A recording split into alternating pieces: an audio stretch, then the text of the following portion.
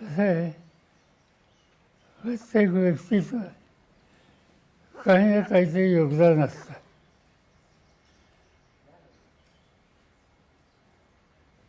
आधीच गेली अनेक वर्ष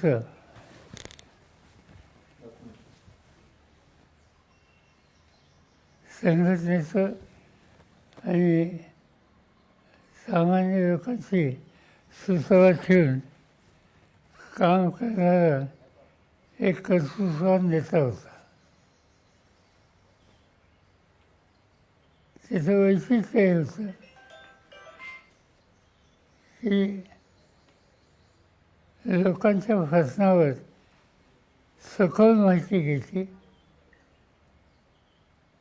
आणि लोकांना न्याय देता येईल अशा प्रकारचं काम त्या ठिकाणी करता येईल.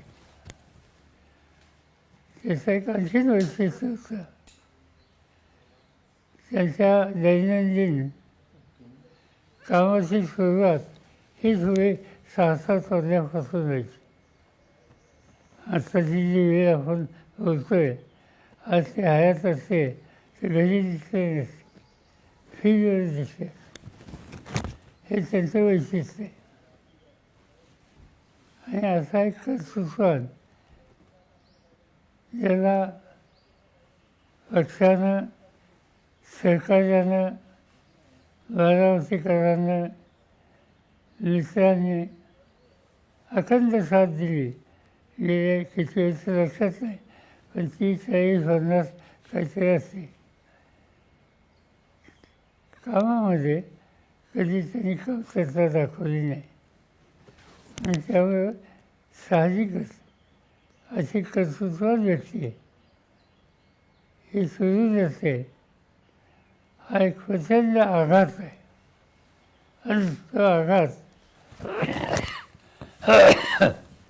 आम्हा सगळ्यांच्यावर आहे.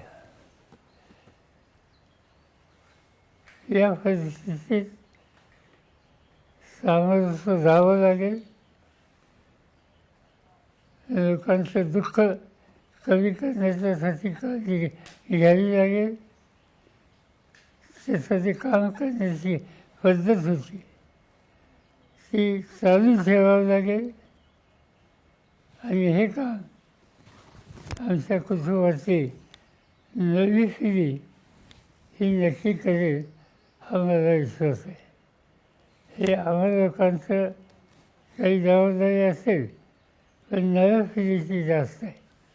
आणि नवी पिढी माझी खात्री आहे की या आव्हानाला सामोरं जाईल.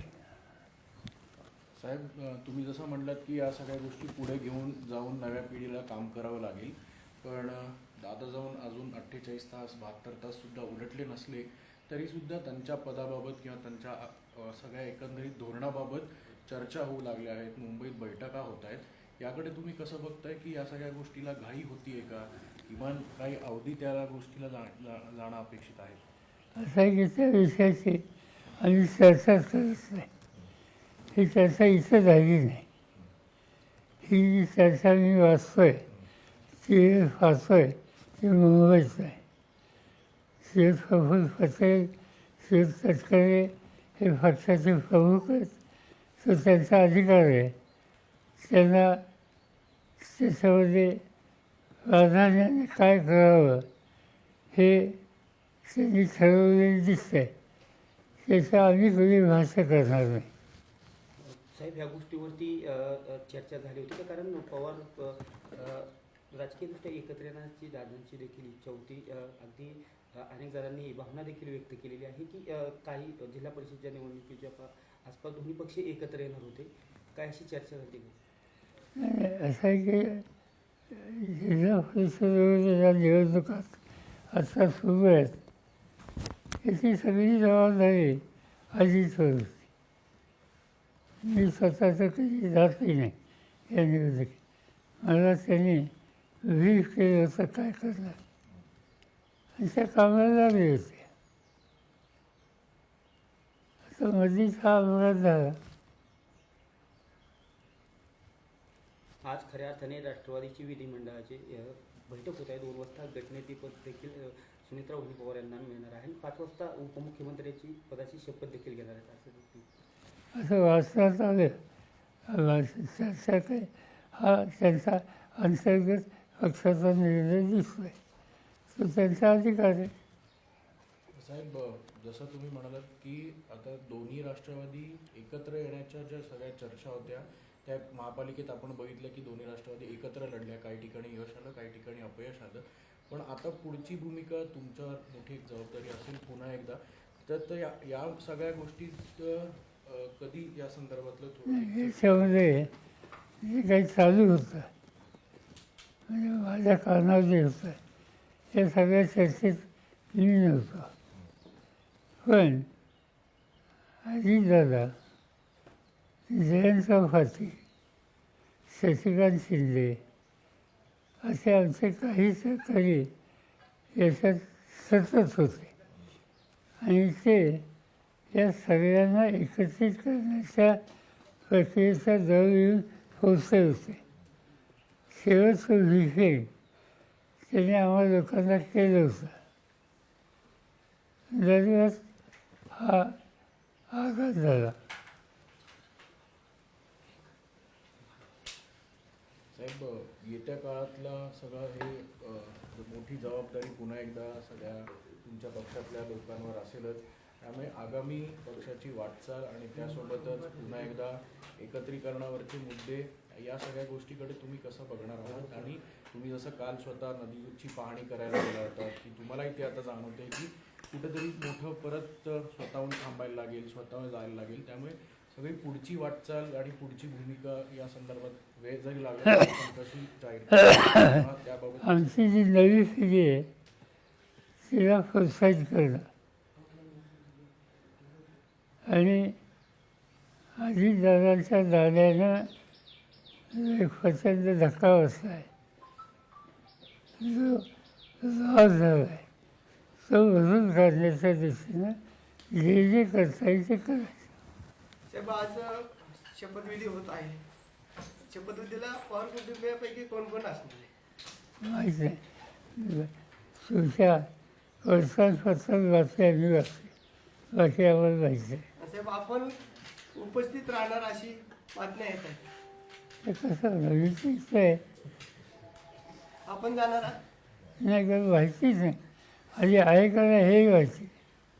साहेब, खरं तर या संदर्भात कुठली चर्चा झाली तर अजितदादांच्या जाण्यामुळं अनेक गोष्टी ज्या आहेत त्या वेगळ्या झालेल्या आहेत असं दिसतं.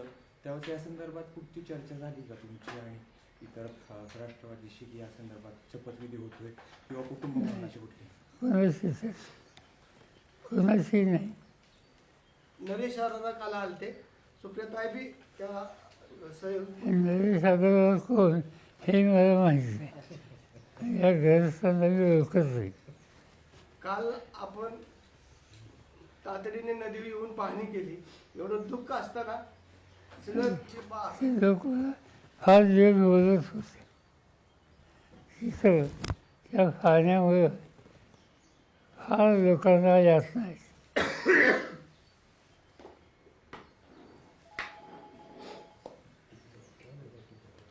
सर, एक बार हिंदी में बता दीजिए सर. आज सुनेत्रा पवार शपथ लेने वाली है, क्या आपको इस बात की जानकारी है?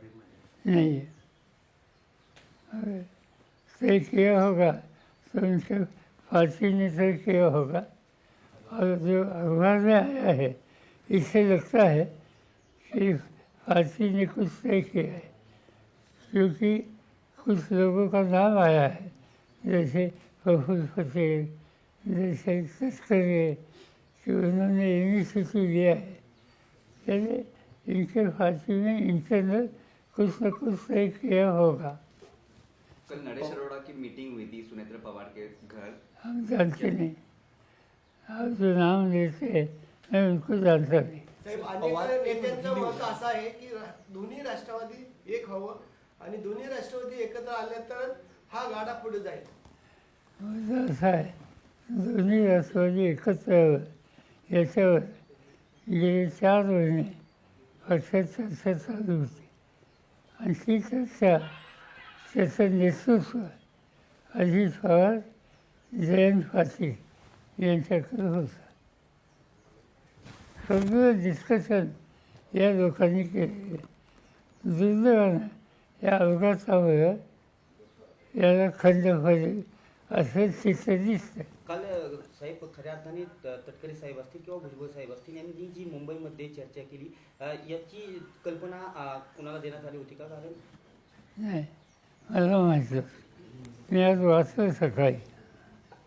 सर, आपके परिवार की आपकी बहू महाराष्ट्र की पहली महिला उप मुख्यमंत्री बनेगी. हालांकि अवसर बहुत शुभ नहीं है, पर आप ही की परिवार एक तरीके से ये माइलस्टोन सेट कर रहा है. As a member of the family, what do you think about it? बात अच्छी है कि जो गया उसको वापस ला नहीं सकते. We have lost. अभी आज ऐसी स्थिति में कैसे सामना करना इस पर ध्यान देना पड़ेगा. और इसीलिए कोई ना कोई तैयार होकर आगे आने के लिए, जिम्मेदारी लेने के लिए तैयार हो तो एक इससे हम लोगों को कॉन्फिडेंस मिल सकता है. साहेब, आपने जिल्हा कहा परिषदेच्या निवडणुका झाल्यानंतर या दिल्लीमध्ये आणि राज्यामध्ये वेगळं चित्र दिसेल अशी चर्चा आहे की दिल्लीमध्ये सुप्रियाताईंना स्थान दिलं जाईल केंद्रामध्ये मोठ्या पदावर आणि राज्यामध्ये रोहित पवारला मंत्रिपदावर घेतलं जाईल. माहिती आहे अशी चर्चा आमच्यात नाही, पक्षात नाही. सर, आपने बताया कि आपको कॉन्फिडेंस में नहीं लिया गया था एनसीपी के काय नेता. का कॉन्फिडेंस, कॉन्फिडेंस में काय का सुनेत्रा पवार का नाम आगे ढकेलने से. अरे हमारा कॉन्फिडेंस में ये फांसी की उनकी जिम्मेदारी, हमारी नहीं, अलग है. पर क्या आप आपके परिवार के हैं, आपका परिवार इसमें काफ़ी क्लोजली इन्वॉल्व है. नहीं, परिवार की समस्या हो तो साथ देने के लिए है, मगर बाकी परिवार के इश्यूज पर नहीं. पर क्या आपको कोई एतराज है सुनेत्रा पवार जी का नाम आगे ढकला गया है? साहेब, मंत्रिमंडळाचा आज शपथविधी होतोय, घाईघाईत शपथविधी केला जातोय. आपलं काय मार्गदर्शन आहे? माहीत नाही त्याच्या पक्षाने जे काही ठरवलं त्याची परिस्थिती आपल्याला दिसते. साहेब, तुम्ही जसं म्हणताय अचानक पद्धतीनं सुनेत्रा पवारांचं नाव पुढे येतो. खरं तर हा अपघात अचानक झाला आणि अचानक पद्धतीनं सुनेत्रा पवारांचं नाव उपमुख्यमंत्री पदासाठी पुढे येतं.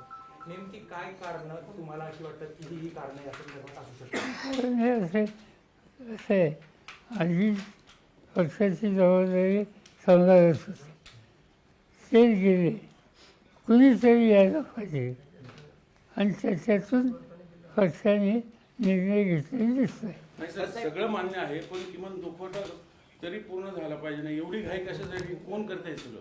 मी नाही. साहेब, जयंत म्हणजे पाटील प्रफुल्ल पटेल हे सगळं भाजपच्या सांगण्यावरून करतात असं एक जयंत पाटील आणि दादांची या सूर समोर येतो. संदर्भातली चर्चा सुरू होती, परंतु आता जी राज्यातील घटना परिस्थिती घडत आहे यावरती कोणी भाष्य करायचं आहे नाही. परंतु शशिकांत शिंदे वेळोवेळी सांगतायत की आम्ही एकत्र येऊन हा निर्णय घेतला होता, परंतु आता हे जे निर्णय होतात काय कसं पाहता या निर्णय? मला एवढं माहिती आहे की आमच्या पक्षात आणि अजितदादांच्या पक्षामध्ये एकत्र काम करण्याची प्रक्रिया सुरू करावी याच्यात एकमत होता. 3 मीटिंग झाली आणि निर्णय आत्ता जाहीर करायचा होता 12 तारखेला आणि ही तारीख आधीची दिलेली होती. पण दुर्दैवानं हा अपघात झाला. पण पार्थ पवारांनी हे सगळं घडून आलं असं एक बोललं जातं. माझे पवार फॅमिली सहमत आहे काय सगळ्यात एवढ्या घाईशी? पवार फॅमिली अशा गोष्टी चर्चा करते. पण सर, तुम्हाला तुम्हाला किमान सांगितलं गेलं तरी नाही का की बाबा आम्ही असं असं करतोय? कोण सांगणार?